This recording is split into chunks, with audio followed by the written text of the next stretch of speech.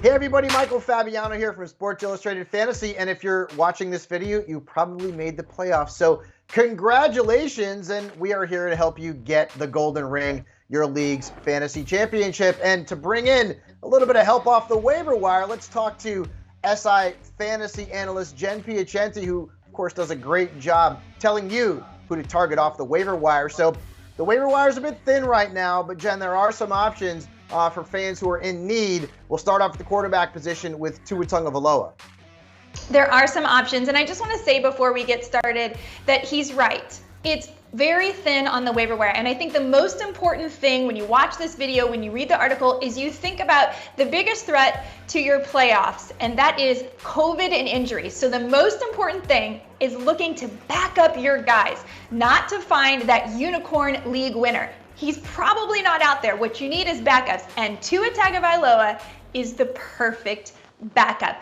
Look, if you need one for Lamar Jackson, if you need one for Josh Allen, or you're just concerned that someone could go down the stretch, and I would be, Tua is the guy. He's available in 70% of fantasy leagues, and here are his fantasy matchups: Jets, Saints, and Titans, all three of which are bottom 8 versus the pass across the past 4 weeks. And remember, Tua's developed that chemistry with Jalen Waddle. He has thrown for 73.2% or better completion rate in his past 3 matchups.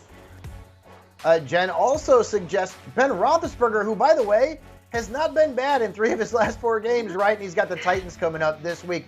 Let's move on to the running back position, Jen, and this is going to be the most added player in fantasy football this week, but can we trust him? Absolutely. That is the question. So I want to start out again by saying there are no must-adds on the waiver wire this week, but there may be one in Rashaad Penny. I'm saying maybe, and this is why. We've seen Rashaad Penny be fantastic before, but let's face it, the guy's a bit injury prone. Do I think that he has commanded the lead role in this back role and he will have it moving forward? Absolutely. The question is, can he stay healthy? So if you already have him, congratulations to you. If not, he is someone you do want to put some fab on, because should he stay healthy down the stretch, his week 17 matchup, the Detroit Lions. Yeah, that's pretty good. Speaking of the Lions, Craig Reynolds, yeah, who? Exactly. That's what everyone was thinking last week. Yeah, listen. And then Jeff Wilson Jr., also worth an add. The good news is that there's a chance that DeAndre Swift and or Jamal Williams will be back this week, which would make Reynolds really irrelevant from a fantasy perspective. So you want to keep tabs on that Lions backfield throughout the week. Let's move on to the wide receivers. And wait a minute, another Lion, Jen?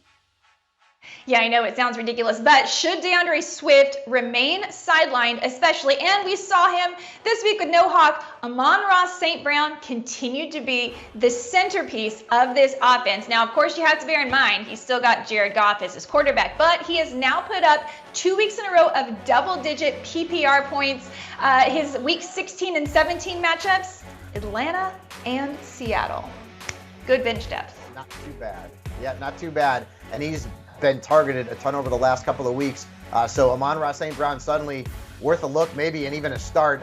Russell Gage, Allen Lazard, Marquez Valdez-Scantling also worth a look, according to Jen. Let's move on to the tight end. And Ricky Seals-Jones, he's kind of on my naughty list after last week, but you still like him.